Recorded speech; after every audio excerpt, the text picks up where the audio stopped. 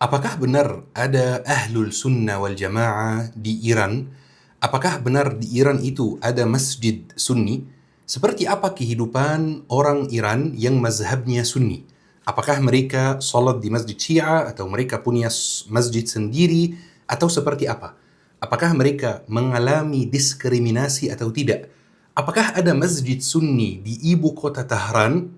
Kalau ada orang Sunni di sana, apakah mereka Iran asli atau pendatang? Insyaallah teman-teman, kita hari ini akan membahas sebuah topik yang jarang sekali dibahas karena memang informasinya tidak banyak tersedia di internet. Tapi supaya bisa kita membahas topik ini teman-teman, kita harus bertanya satu pertanyaan dulu. Bagaimana Islam masuk Iran? Banyak yang mengira bahwa ketika Islam masuk Iran itu sudah langsung Syiah. Tetapi itu sebenarnya kurang tepat teman-teman. Awalnya Iran itu full 100% Ahlul Sunnah wal Jamaah. Syiahnya sangat sedikit. Di tahun ke-7 Hijrah teman-teman, Rasulullah SAW kirim surat kepada Kisrah, pemimpin Faris, mengajak dia masuk Islam. Kemudian Kisrah mesobek surat Rasulullah SAW, maka Rasulullah berdoa, Mazzaqallahu alaihi mulkah. Semoga Allah menghancurkan kekuasaannya dan kerajaannya. Dan benar teman-teman, ini yang terjadi. Doa Rasulullah SAW dikabulkan oleh Allah dan kerajaan dan kekuasaan Kisrah di Persia itu dihancurkan. Keadaan dan kondisi Persia teman-teman memang mulai melemah dari akhir zaman Rasulullah SAW, apalagi setelah ada beberapa suku Yaman campur Persia yang masuk Islam dan mendukung dan membantu Rasulullah SAW. Sampai zaman Abu Bakar As-Siddiq, Islam mulai masuk Persia secara pelan-pelan, pastinya dengan mazhab Ahlul Sunnah wal Jamaah. Walaupun di zaman Sayyidina Abu Bakar As-Siddiq dan Sayyidina Umar bin Khattab Islam sudah masuk Persia, tapi orang Persia sendiri tidak banyak yang masuk Islam teman-teman.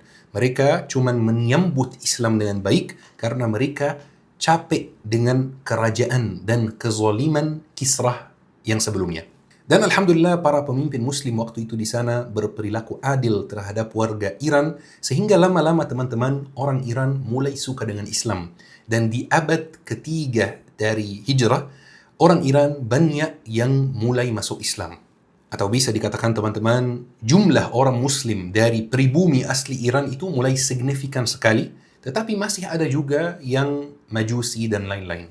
Sekarang kita sudah tahu teman-teman bagaimana Islam masuk Iran. Sekarang pertanyaannya, bagaimana Iran itu berubah dari Ahlul Sunnah wal Jamaah, ajaran dan mazhab dan jalan sahabat Rasulullah SAW dan Ahlul Bait juga berubah ke Syiah. Dan ini teman-teman perlu kita pahami secara detail karena ini sebuah lembar dalam sejarah yang jarang dibahas dan jarang dibuka. Di tahun 906 Hijriyah teman-teman, ada sebuah gerakan, sebuah pasukan yang dipimpin oleh satu orang namanya Ismail As-Safawi. Dan nama ini kita perlu hafal dengan baik. Dia itu seorang pemimpin dari Persia yang awalnya pemimpin Sunni, mazhabnya Ahlul Sunnah wal Jamaah. Tetapi dari kecil di istananya, dia mulai sangat dekat dengan Syiah. Dan khususnya Syiah ke-12 yang mengajarkan dia agama pas dia masih kecil di dalam istananya itu adalah orang Syiah walaupun dia mazhabnya Ahlul Sunnah wal Jamaah. Maka lama-lama teman-teman dia mulai terpengaruh dengan ajaran Syiah dan dia merubah mazhabnya, bahkan dia diangkat menjadi ulama Syiah. Teman-teman, kalau mau memahami ilmu agama, memahami Al-Quran, kuncinya adalah belajar bahasa Arab. InsyaAllah di Syabab Belajar Academy tersedia kelas bahasa Arab untuk pemula, untuk orang yang tidak tahu apa-apa tentang bahasa Arab. Ada kelas malam buat yang bekerja, ada kelas subuh sebelum berangkat kerja. Bismillah, daftarkan diri sekarang. Tapi teman-teman, Ismail As-Safawi itu dinilai oleh hampir mayoritas ahli sejarah sebagai orang gila yang haus darah. Karena apa yang dia lakukan di dalam Iran, di dalam Persia, itu sangat parah teman-teman. Dan itu teman-teman sudah diakui oleh ahli sejarah yang Sunni, yang Ahlu Sunnah wal Jamaah, maupun ahli sejarah yang Syiah, maupun yang dari luar Islam sama sekali, yang ahli sejarah dari Barat misalnya. Dia teman-teman menguasai semua area di Iran yang mazhabnya Ahlul Sunnah wal Jamaah. Dia masuk area-area tersebut dan memaksakan mazhab Syiah. Dia menjadikan Syiah adalah mazhab resmi negara secara paksa teman-teman. Bahkan dia masuk dengan dua tujuan utama. Yang pertama adalah membunuh ulama-ulama Sunni yang terkenal. Tujuan yang kedua adalah membunuh orang Turki dan orang Kurdi terlepas dari mazhabnya, Sunni atau Syiah. Dia ada dendam terhadap Turki. Dan teman-teman, dia yang mulai menggerakkan nasionalisme Persia di antara orang-orang Persia waktu itu. Muhammad Imanuddin di kitab Tarikh Ad-Daulah Al-Utsmaniyah halaman 86, dia cerita tentang pembunuhan massal terhadap ulama Sunni yang dilakukan oleh Ismail As-Safawi, sehingga ulama Sunni di Persia terbagi dua golongan. Golongan yang pertama dibunuh oleh dia, golongan yang kedua lari ke Turki Utsmani. Dan dia teman-teman mengumumkan secara resmi bahwa Sayyidina Abu Bakar As-Siddiq, Sayyidina Umar bin Khattab, As-Sayyidah Aisyah wajib untuk dicaci maki setiap hari Jumat di khutbah Jumat. Dan jika khatibnya menolak, maka lidahnya dipotong. Teman-teman, bahkan jika ada khatib Syiah, khatib bermazhab Syiah yang menolak untuk mencaci maki sahabat Rasulullah, tetap lidahnya dipotong. Bukan hanya ulama Sunni, karena Syiah itu tidak semuanya ekstrim dan tidak semuanya mencaci maki sahabat Rasulullah sallallahu alaihi wasallam. Dan hal ini diceritakan oleh Ibnu Katsir di Al-Bidayah wal Nihayah jilid 15. Apalagi teman-teman, ketika dia menguasai kota Tabriz, kota yang sangat terkenal, dia membunuh 15.000 dari warga Tabriz, di antaranya ada yang Sunni dan bahkan di antaranya ada yang Syiah moderat. Dan yang lebih parah lagi teman-teman, ketika dia masuk Baghdad, dia mencari kuburan Imam Abu Hanifah, Imam Ahlul Sunnah wal Jamaah. Dia mengeluarkan jenazahnya dan dia melecehkan jenazahnya teman-teman. Tujuan dia satu teman-teman, menghancurkan semua madrasah-madrasah Sunni, membunuh semua ulama Sunni untuk memaksa mazhab Syiah di Persia dan menghapus jejak Sunni dari Persia yang awalnya full Ahlul Sunnah wal Jamaah. Dari waktu itu teman-teman, mau tidak mau Persia menjadi negara yang bermazhab Syiah. Kebanyakan warganya bermazhab Syiah. Ada yang memang bermazhab Syiah karena mau bermazhab Syiah, ada yang dipaksa untuk bermazhab Syiah supaya nggak dibunuh. Tetapi setelah itu teman-teman, mulai ada pemimpin dari Ad-Daulah As-Safawiyah yang dia dirikan itu, pemimpin-pemimpin yang lebih terbuka, mungkin sedikit welcome terhadap Sunni. Jadi lama-lama teman-teman mulai ada keberagaman lagi di Iran. Karena banyak yang tidak tahu teman-teman bahwa Iran itu adalah negara yang sangat beragam. Tidak semuanya Persia dan tidak semuanya Syiah. Coba kita lihat teman-teman, Iran itu negara dengan jumlah penduduk 90 juta. Mungkin kalau ukuran Indonesia itu sedikit sekali ya, tapi ukuran Timur Tengah itu banyak sekali, 90 juta. Contohnya teman-teman, di Iran itu ada orang Iran, Persia, Syiah. Dan biasanya itu ada di pusat Iran. Ada orang Iran yang Persia Sunni. Jadi rasnya Persia tapi dia Sunni dan biasanya mereka itu berada di perbatasan Afghanistan. Dan ada orang Turki Azar, bahasanya mirip dengan bahasa Turki. Dan ada juga yang Kurdi dan ada juga yang Lur, mereka tinggal di dekat Irak. Ada juga Belushi, ada juga Arab Ahwaz. Arab Ahwaz itu tinggalnya dekat negara Arab, mereka Arab, rasnya Arab tetapi mereka Syiah. Ada juga Arab Sahil. Arab Sahil itu Arab Iran tapi Sunni. Ada Turkmen teman-teman, ada juga Qawalish, ada George dekat Georgia dan lain-lain. Ada juga Armenia, Armin, tetapi itu jumlahnya sedikit. Ada juga teman-teman sekitar 20 bahasa di Iran. Mungkin itu ukuran Indonesia sangat sedikit, tapi ukuran Timur Tengah itu sangat banyak dan sangat beragam. Misalnya Mesir itu cuma ada 3 bahasa saja. Jadi kalau ada negara yang punya 20 bahasa di Timur Tengah, itu sudah sangat banyak.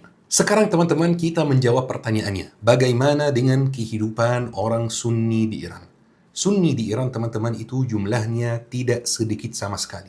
Walaupun tidak ada informasi resmi dari pemerintah, tetapi Ana mendapatkan beberapa info dari jurnalis Iran yang mazhabnya Sunni.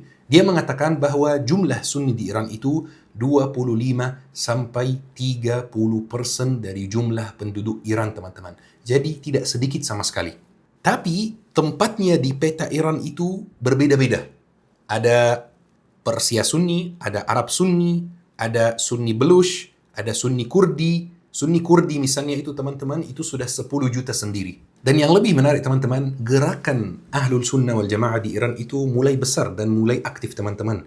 Tercatat bahwa ada ribuan warga Iran yang merubah mazhabnya setiap tahun dari Syiah menjadi Sunnah.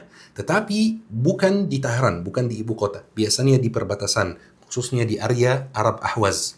Tapi kondisi warga Sunni di Iran, teman-teman, tidak selalu baik. Mereka kadang-kadang mengalami kesulitan. Kita bahas kondisinya dari dua sudut pandang ya. Dari sudut pandang pemerintah Iran, perilaku pemerintah Iran terhadap warganya yang Sunni. Dari sudut pandang warga Iran yang Syiah, perilaku warga Iran yang Syiah terhadap warga Iran yang Sunni. Yang pertama, teman-teman, yaitu perilaku pemerintah Iran terhadap warganya yang Sunni. Itu mulai dari tahun 1981. Maksud ana mulai masalahnya ya. Ketika Khomeini datang, Khomeini itu sebenarnya tidak didukung oleh Syiah saja. Banyak sekali warga Iran dari berbagai macam kelompok yang mendukung Khomeini waktu itu untuk menjatuhkan rezim Syah yang zalim. Didukung oleh Sunni waktu itu, didukung oleh liberal waktu itu, didukung oleh sekuler waktu itu. Tetapi ketika Khomeini datang, dia menyingkirkan semua orang yang membantunya dan dia membuat revolusi itu atas nama Syiah.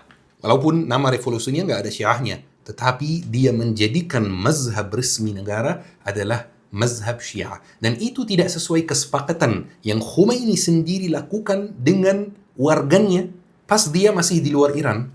Dari waktu itu, teman-teman, ada sebuah aturan yang tidak tertulis bahwa semua pejabat negara yang penting, semua gubernur, semua menteri, semua duta besar itu harus Syiah. Sunni ataupun yang lain tidak boleh dapat jabatan penting. Mungkin akhir-akhir ini, teman-teman, kondisinya mulai berubah sedikit ya. Mulai ada duta besar yang Sunni, mulai ada beberapa menteri yang Sunni, mulai ada beberapa gubernur yang Sunni, mulai ada beberapa kepala dinas yang Sunni, tetapi selalu juga kementerian yang tidak begitu berpengaruh, tidak begitu penting. Dinas yang tidak begitu berpengaruh. Jadi tetap jabatan-jabatan yang biasa saja. Jabatan yang penting dalam negara itu wajib Syiah. Warga Sunni di sana, di sekolah umum, di sekolah negeri ya, itu wajib belajar agama menurut mazhab Syiah. Walaupun mereka Sunni. Tapi untuk lebih jujur, orang Sunni di sekolah negeri di Iran tetap dikasih kurikulum tambahan. Buku yang sangat kecil, buku yang sangat tipis ini ada tulisannya khusus masyarakat yang bermazhab Sunni. Tapi kurikulum yang mazhabnya Syiah tetap wajib dipelajari oleh warga yang bermazhab Sunni. Pertanyaannya sekarang, teman-teman, apakah orang Sunni di sana bisa membangun masjid khusus Ahlul Sunnah wal Jamaah atau tidak? Mereka bisa mengadakan kajian khusus Ahlul Sunnah wal Jamaah atau tidak? Jawabannya, teman-teman, di Iran ada lebih dari 10.000 masjid Sunni. Anda tahu mungkin informasi ini akan mengejutkan teman-teman. Di Iran 10.000 masjid Sunni. Tetapi masalahnya di mana, teman-teman? Masalahnya masjid-masjid tersebut hanya ada dalam area-area yang mayoritas Sunni. Sementara area-area yang mayoritas Syiah, walaupun tetap ada minoritas Sunni di area-area tersebut tidak diperbolehkan untuk bangun masjid khusus Ahlul Sunnah wal Jamaah. Mereka di sana bebas mengadakan kajian kalau memang ada masjid Sunni ya. Kalau ada masjid Sunni diperbolehkan untuk mengadakan kajian Sunni, tetapi pasti kajiannya dipenuhi oleh intel rezim Iran dan tetap ada beberapa larangan. Misalnya Ustaz A tidak boleh diundang, ulama B tidak boleh diundang gitu. Jadi teman-teman, di area yang Sunninya banyak diperbolehkan untuk bangun masjid Sunni. Tetapi di area yang Syiahnya banyak tidak diperbolehkan untuk bangun masjid Sunni. Tapi di waktu yang sama ada hal aneh yang terjadi. Kadang-kadang ada beberapa area yang full Sunni di Iran. Misalnya satu kabupaten yang full Sunni. yakni 90% itu Sunni. Syiah di sana sedikit sekali. Tetapi pemerintah tetap membangun masjid Syiah di sana. Atau tetap membangun Husainiyah Syiah di sana. Husainiyah itu ibarat musallah gitu. Tetap bangun di sana walaupun tidak dipakai masyarakat. Tetapi bagi pemerintah setiap kota, setiap kabupaten. Walaupun nggak ada syiahnya, tetap harus ada masjid syiah. Jadi masjid syiah itu jadi simbol buat pemerintah. Kemudian teman-teman, dari sudut pandang yang kedua, yaitu perilaku warga Iran yang Syiah terhadap warga Iran yang Sunni, jujur teman-teman, supaya kita adil, warga Iran secara umum itu warga yang sangat ramah dan sangat welcome. Jadi warga Sunni di sana tidak mengalami diskriminasi. Yang benci Sunni pasti ada, yang benci Ahlul Sunnah wal Jamaah itu pasti ada. Tetapi itu tidak banyak di Iran. Kebanyakan masyarakat Iran itu, orang awam yang di jalan itu, kebanyakan itu welcome. Bukan hanya terhadap Sunni, welcome terhadap siapapun. Jadi secara umum, orang Iran yang Syiah itu berhubungan baik dengan tetangganya orang Iran yang Sunni. Berhubungan baik dengan kerja, dalam urusan bisnis, bahkan dalam urusan salat juga. Jika ada orang Sunni yang mau salat di masjid Syiah, dengan tata cara salat Sunni, tidak dimarahi, tidak diusir, tidak dilihat, welcome-welcome saja, tidak ada masalah. Karena jujur teman-teman, sebagian dari warga Iran juga itu tidak agamis teman-teman. Kita bayangkan negara Iran itu negara Syiah, berarti semuanya itu agamis sekali, semuanya itu benar-benar menganut mazhab Syiah gitu dan strik sekali. Enggak, banyak warga Iran itu yang tidak agamis, yang lebih ke sekuler. Makanya kita hampir setiap 2 tahun atau 3 tahun kita mendengar kabar tentang demo yang dilakukan oleh warga Iran karena mereka tidak ingin dipaksa pakai jilbab. Karena di Iran itu wajib pakai jilbab kalau di luar rumah. Maka ada demo, mereka tidak ingin dipaksa untuk pakai jilbab. Biasanya mereka nggak begitu peduli. Kamu Sunni, kamu Syiah, kamu ateis, kamu agnostik, mereka welcome saja. Dan teman-teman, ada mau sampaikan 2 informasi tambahan yang mungkin akan mengejutkan teman-teman. Informasi yang pertama, walaupun orang Sunni di Iran diperbolehkan untuk bangun masjid Sunni di area yang mayoritas Sunni, di Teheran dilarang ada masjid Sunni. Coba teman-teman pergi ke Teheran sendiri, tidak ada masjid Sunni sama sekali, dan itu sudah keputusan yang jelas dari pemerintah.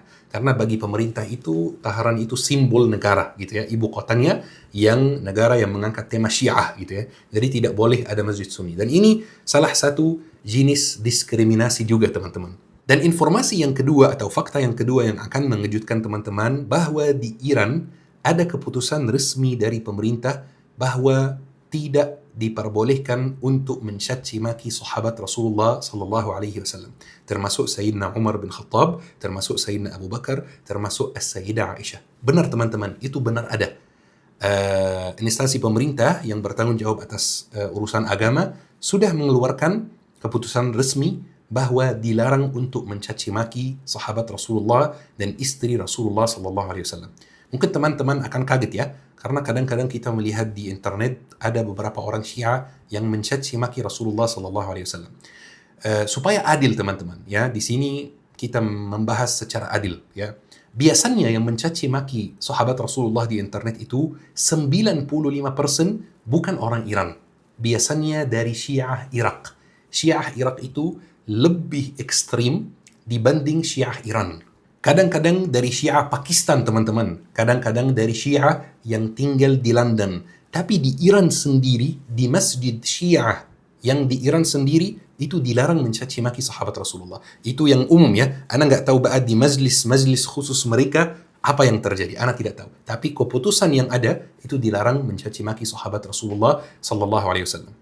Tapi itu tidak berarti juga bahwa ajaran Syiah itu welcome terhadap sahabat Rasulullah. Enggak teman-teman. Dalam kitab-kitab Syiah jelas sekali bahwa ada kebencian khususnya terhadap Sayyidina Abu Bakar As-Siddiq, Sayyidina Umar bin Khattab, dan As-Sayyidah Aisyah. Tapi tidak semua yang benci mencaci maki. Itu poinnya. Ini yang Ana mau jelaskan. Dan di Iran juga teman-teman ada banyak ulama Ahlul Sunnah wal Jamaah yang sangat terkenal. Seperti Syekh Abdul Hamid Ismail misalnya, seperti Syekh Muhammad Tahir Sarbazi misalnya, seperti Syekh Abdul Ghani Badin, dan masih banyak lagi teman-teman. Ana mendengar beberapa kajian dari mereka, dari ulama Sunni dari Iran yang bisa bahasa Arab, Ana tidak bisa bahasa Persia. Ada yang mengatakan seperti ini, kami Ahlul Sunnah wal Jamaah di Iran itu yatim piatu. Kenapa dia mengatakan seperti ini teman-teman? Karena jujur teman-teman, Iran itu negara Syiah, mereka memberi support yang sangat banyak terhadap Syiah di seluruh dunia. terhadap Syiah di Nigeria, terhadap Syiah di Indonesia bahkan. Lihat saja teman-teman, itu sangat didukung, dibiayai oleh Iran, banyak acara, banyak beasiswa, dan lain-lain. Sementara negara Sunni tidak pernah mendukung Ahlul Sunnah wal Jamaah yang ada di dalam Iran sedikit pun. Bahkan teman-teman, ada beberapa ulama Sunni di Iran yang membuat rencana untuk menerbit beberapa buku untuk menyebarkan pemahaman Ahlul Sunnah wal Jamaah di Iran. Ulama tersebut datang ke Arab Saudi, meminta bantuan, meminta uang supaya bisa menerbitkan buku dan membagikannya secara gratis, ditolak teman-teman. Pergi ke Mesir, minta bantuan, ditolak teman-teman. Tidak ada yang mau membantu. Sampai mereka kumpulkan menggalang dana sendiri dan mereka menerbitkan buku-buku tersebut. Dan buku-buku tersebut mulai tersebar antara masyarakat Iran dan diterima baik oleh masyarakat Iran, maka dilarang oleh pemerintah Iran buku-buku tersebut. Setelah proses negosiasi, pemerintah Iran memperbolehkan ulama Sunni menerbitkan buku tersebut dengan satu catatan, yaitu di dalam sampul bukunya harus ada tulisan yang sangat besar, khas bi ahli sunnah, buku khusus Ahlul Sunnah wal Jamaah, supaya kalau dibaca atau dilihat oleh orang awam di Iran yang bermazhab Syiah, dia langsung meninggalkan bukunya. Makanya beliau mengatakan, kami yatim, kami tidak didukung, kami tidak dibantu, padahal kami berjuang di sini. Teman-teman yang dirahmati oleh Allah Subhanahu wa taala, ini kajian ringan membahas kondisi kehidupan Ahlus Sunnah wal Jamaah di Iran. Semoga apa yang disampaikan bermanfaat dan semoga apa yang disampaikan tidak disalahpahami. Ayo kita akhiri kajian hari ini dengan doa kafaratul majlis. Subhanakallahumma bihamdik, asyhadu an la ilaha illa anta, astaghfiruka wa atubu ilaik. لا يحصي لساني ثناء عليك فكل صلاحي منك وإليك عظيم العطايا مبسوط يديك تنفق كيف شئت والشر ليس إليك